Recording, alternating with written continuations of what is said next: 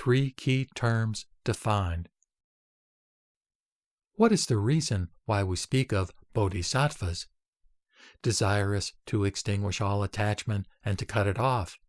True non-attachment, or the bodhi of the jinas, is their future lot.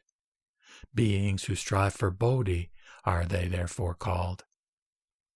What is the reason why great beings are so called? They rise to the highest place above a great number of people, and of a great number of people they cut off mistaken views. That is why we come to speak of them as great beings. Great as a giver, as a thinker, as a power. He mounts upon the vessel of the supreme jinas. Armed with the great armor, he'll subdue Mara the artful. These are the reasons why great beings are so called. This gnosis shows him all beings as like an illusion, resembling a great crowd of people conjured up at the crossroads. He knows this whole living world as a mock show, and yet remains without fear. Form, perception, feeling, will, and awareness are ununited, never bound, cannot be freed. Uncowed in his thought, he marches on to his bodhi. That, for the highest of men, is the best of all armors. What then again is the vessel that leads to the bodhi? Mounted upon it, one guides to nirvana all beings. Great is that vessel, immense, vast, like the vastness of space. Those who travel upon it are carried to safety, delight, and ease. The transcendental nature of bodhisattvas.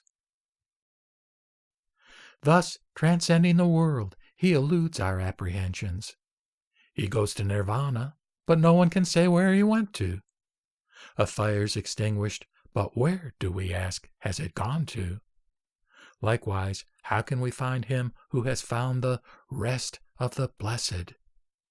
The bodhisattva's past, his future, and his present must elude us. Time's three dimensions nowhere touch him.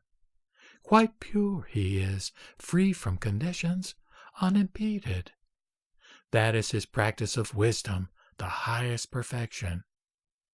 Wise bodhisattvas, coursing thus, reflect on non-production, and yet, while doing so, engender in themselves the great compassion, which is, however, free from any notion of a being. Thereby they practice wisdom, the highest perfection. But when the notion of suffering in beings leads him to think, suffering I shall remove, the wheel of the world I shall work.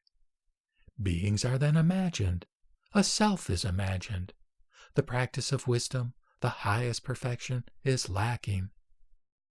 He wisely knows that all that lives is unproduced, as he himself is. He knows that all that is no more exists than he or any beings.